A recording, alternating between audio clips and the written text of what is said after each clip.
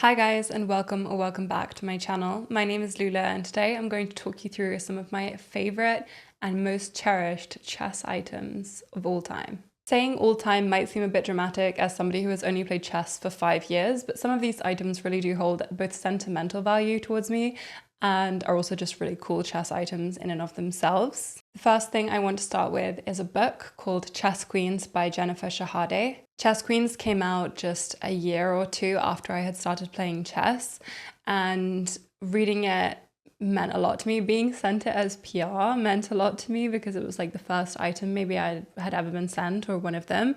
And the story that she tells about chess and sexism and female players over time, it was very important to me to read when I did, because I had only just entered chess very recently, and like as an adult entering chess, it was very foreign to me. It was very different, and I hadn't been a girl playing chess, so I didn't know what it was like to be a child, to be a little girl playing chess in a male-dominated environment. And so I really love this book. I think that everybody should read it. I would recommend it to anybody. I have another book by Jennifer Shahade, maybe no surprise to anybody, but this one is Play Like a Champion, which I also was gifted.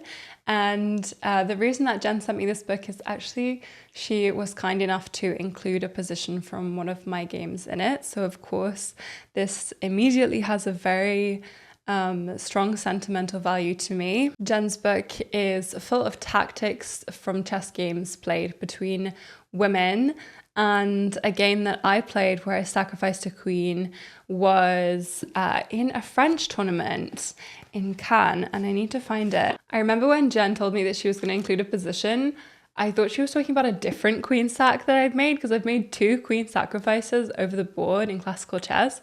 And so when I got the book and I found my position, I was like, is this my game? And then I remembered that it was my other queen sacrifice that I had played. It meant such a lot to me to be included in this book with so many amazing female chess players, the best female chess players of all time. And it still means a lot to me. So this will always be one of my most cherished possessions, chess or otherwise. I want to do all the books before we move on to anything else, but the next book is a different book. It is called The Birth of a Chess Queen by Marilyn Yalom, and it is a book about how the chess queen, as in the piece, came to be. I've mentioned this book a couple of times across my social media, but it's one of the only chess history books that's really grabbed my attention and I found really interesting, because not only does the book cover the change from the piece being like an advisor to the queen to being the most powerful piece on the board, because of course it used to be like the weakest piece on the board, but also it talks about, you know, women playing chess, how important it was for the transmission of chess across Europe, for it to be carried through like high ranking marriages, and how people would give chess sets as gifts, and women, when they married and moved country to go and rule in another kingdom, they would take their chess sets with them. Like, it was honestly such a good book. And I haven't read like a history book in a really long time. So this one is actually very, very interesting. I would really recommend it, honestly, to anybody. I don't think you have to be specifically interested in women's history, but you should be. I love. Okay, it's so good. Everybody should have a copy. I think I actually received this as a gift from a friend. So this is a secondhand copy, but not gifted by a company. The last book I want to mention is the only like chess book, as in how to get better at chess book, which I guess Play Like a Champion is, to the extent that it's a puzzle book, but this one, you'll see what I mean. Probably to nobody's surprise, it is How to Reassess Your Chess by Jeremy Silman. Not only does this chess book just do a great job of like making you reevaluate the way that you assess chess positions, but also when I was still quite new to chess, I had just reached like 13 or 1400 online for the first time, and I posted a picture of me with the chess book, and it was like a meme. I posted a meme and I was holding the chess book upside down like this, and I was like, when you I think the caption was, when you think chess is going to be easy, peasy lemon squeezy, but it's actually difficult, lemon difficult. Basically, it just became this huge discourse on Twitter, and people reposted it to like random Facebook groups about how like I was like too bad at chess to read this book. I shouldn't be reading this book. It just became this whole big thing. And then I started a meme that like I couldn't read, which was really good. I had posted several pictures after this point where I was holding chess books upside down, making a real bet like that I couldn't read, because none of the people who were like involved in this discourse about what I should and shouldn't be reading like knew anything about me whatsoever. So they didn't know that I had a degree in literature and obviously therefore actually could read, and they didn't know anything about my chess skill. And then like people started reposting pictures of me to Facebook groups where they were like, women shouldn't be in chess. Anyway, this chess book has a bigger history to me than just being the first educational chess book that I ever got, which it's one of them for sure. But I also think that Jeremy Silman is one of the few people who can make reading about chess like not dull. It's not that I'm not interested in the variations or the topic, like I am interested in the subject matter, but the delivery of the subject matter is very important. And it is possible to make even the most interesting topics boring if delivered in a subpar way. So I love How to Reassess Your Chess. I love Jeremy Silman. Great book. I also have one of the workbooks. I have the 4th edition of this. I think I have an earlier edition of the workbook because I got it secondhand. Recommended. It's my favorite. The next item is something that is quite specific to me, although every chess player can have them. And that is all of my chess score sheets from all time. I keep my chess score sheets in my Pusheen folder, of course, because where else would you keep them than in your Pusheen folder? My score sheets. So what else do I have in here? I have, this is from Portugal. I even have postcards apparently in here. I didn't realize. Oh yeah, from my trip to Portugal. It's like a little time capsule. I have my player card from there. I have all of my score sheets going back to every tournament I've ever played. And I also have my score sheets from before I started playing chess tournaments, as in classical games that I did as practice before I started playing tournament chess. So both from my old chess club and also casual games that I did with friends that I notated when I was learning how to notate and I use as practice. And I have every single score sheet, including ones that I wanted to tear up and throw away, including the game where I hung my queen, including the games where I hung multiple pieces and I wanted to burn the score sheet and not keep it. But deep down, I am a sentimental person. So I have all of my score sheets and hopefully I always will. I know many people who throw away their score sheets, who will input their score sheets to an online database and then throw away their score sheets. And all I have to say is I simply cannot relate. I feel like by keeping my score sheets, I can see how I was notating. If I messed up my score sheet that day, I know about my mood. I know about how long it took me to play each move if I notated the times on them. I feel like I can tell a lot. I can see my progress and my journey from being such a chess baby to being less of a chess baby. And that means a lot to me. In the same vein, I would love to include my player card from the Olympiad, but I don't have it here with me. It is in my childhood bedroom in my parents' house. I do, however, have one from the Reykjavik Open from last year. I also have my original Reykjavik Open one because the Reykjavik Open was the first chess tournament I ever played in 2022. But this is my more recent one, and I have my Olympiad player card.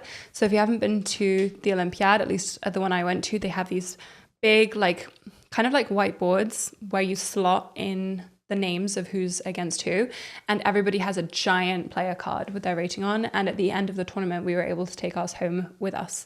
So I have mine on my wall in my childhood bedroom. Among these name cards, I want to include my name card from the BBC TV show Chess Masters: The Endgame. This name card is the only keepsake / memento that I have from being on the show, so it means a lot to me. Usually it sits behind me during my stream and everybody's like, why would you have a name card of yourself? Because it reminds me of the one time that I went on TV, and that's like a big deal. So I will keep my name card. I'll keep my card from the Reykjavik Open because these are experiences in my life and my chess career that were significant to me. I want to stop being so soppy right now and get into the actual chess products that I know you guys are probably more interested in. So I would say that my favorite chess set that I have is my home edition set from World Chess. I have it set up permanently in the living room. My cat also loves to sit on this board and knock all of the pieces over, so it is the perfect size to let her do that. I really like the piece design, honestly. I really like the colors. I think it's the perfect size. It's not full tournament size, so it's perfect for having out. Honestly, I really, really enjoy it. I think it looks great in pictures. I think it's really nice to play with. And this was gifted to me by World Chess. To be fair though, they did gift it to me like last year or the year before, so I've had it for quite a while now, and it is still my favorite chess set after that time. The next item I want to talk about is my Tempest game clock, which was gifted to me by Tempest. Thank you. But it's basically a chess clock that isn't a DGT clock. I've talked about it a couple of times before, but basically you use your phone, you use the app, and then you will hit the clock physically to make the timer move. So I would need to actually turn it on. Okay, I'm receiving a call at the same. This is a really bad time for me to receive a marketing call. Using my chess books as a table, basically you just hit the clock like you would hit a normal clock. It's honestly, I always have my phone on me, so it's more convenient. I like hitting the clock, okay? I don't like tapping the phone app. I would much rather hit a clock than tap the phone, especially because I cannot tell you the number of times I have played chess in somewhere like Luxembourg Gardens in Paris, and some older gentleman wants to play chess and he cannot tap a phone for I'm not trying to be rude, but like I have feared for my phone's life at times. Like the aggressive, and it doesn't work. Like you can't, like it doesn't. So it's much more convenient for me if the person I'm going to be playing against is not going to break my phone, or like even more than that, like the worst thing is like they never end up actually tapping the clock. And so I end up getting a huge time advantage, and they're just like, oh, it's the clock. And then they try to invalidate the fact that I'm actually just beating them at chess because I'm playing better than them at chess. And it's not my fault that they can't tap the clock. Anyway, this just like circumvents all of that. So I like the clock. Final item I want to talk to you about is an item that I recently just got gifted. So I can't say yet that it's one of my favorite chess items of all time. But if you have watched my recent videos about chess sets and what I think about different chess sets, then you will see why I am so excited about this item. Oh no, my chessboard's broken.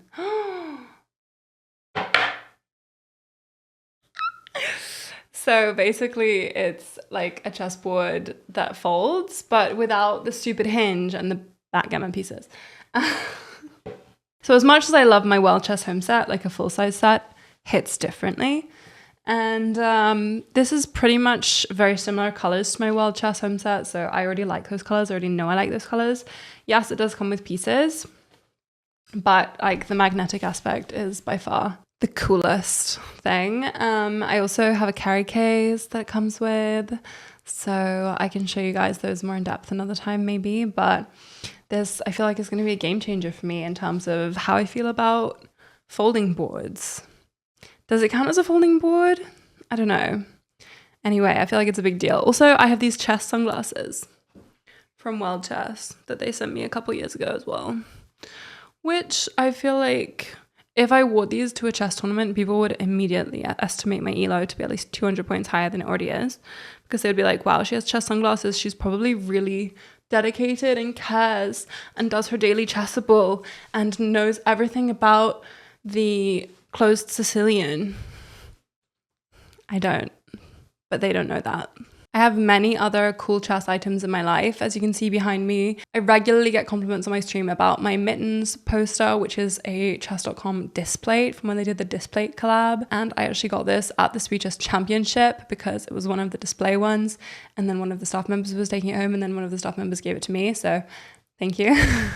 And I have this chess set also from the Speed Chess Championship that was in Paris last year. So that was really cool. I have more really cool chess sets behind me. I have so many cool chess sets. Would you like a video that is just me going through my chess set collection? Because yes, I can make that happen. I definitely have enough chess sets here in Paris for me to go through my chess set collection.